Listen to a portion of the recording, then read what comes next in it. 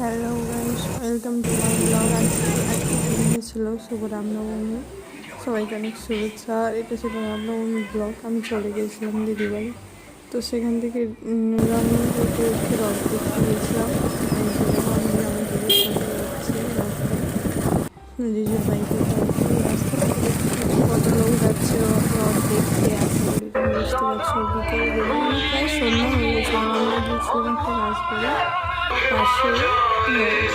হচ্ছে নাচটা হয়েছিল কৃষ্ণ ঠাকুর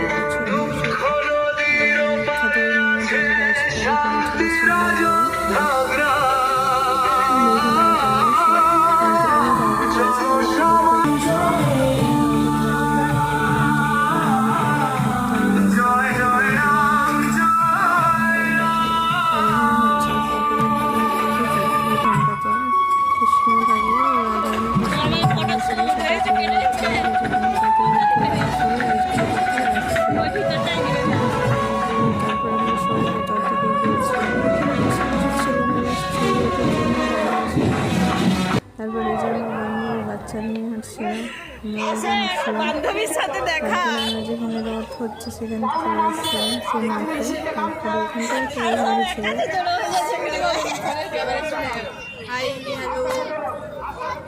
আমরা রথ দেখতে এসেছি। আর এই যেখানে দেখো নাড়াজুলি রাজবাড়ি দেখতে এসেছি, আর নাড়াজুলি রথ দেখতে আসছি।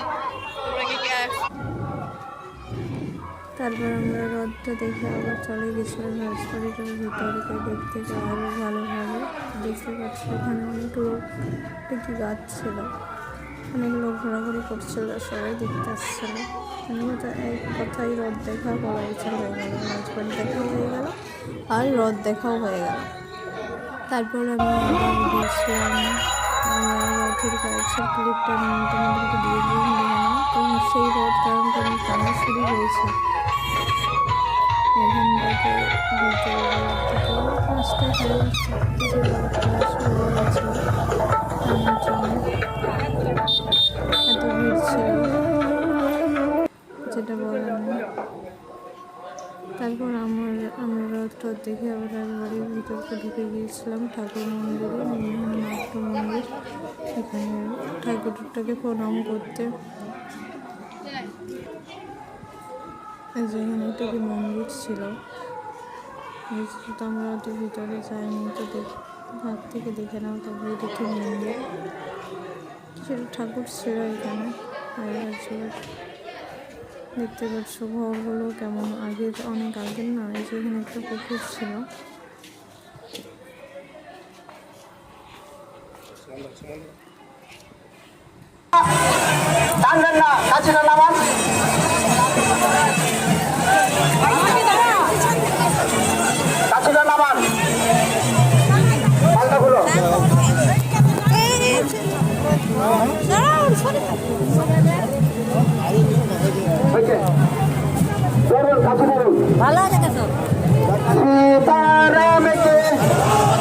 তোমাকে পৌঁছে দিই, খুঁজে পাবেনি না।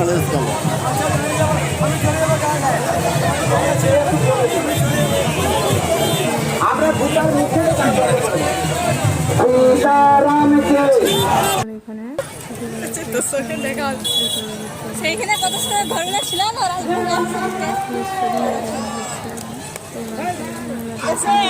বুঝছিল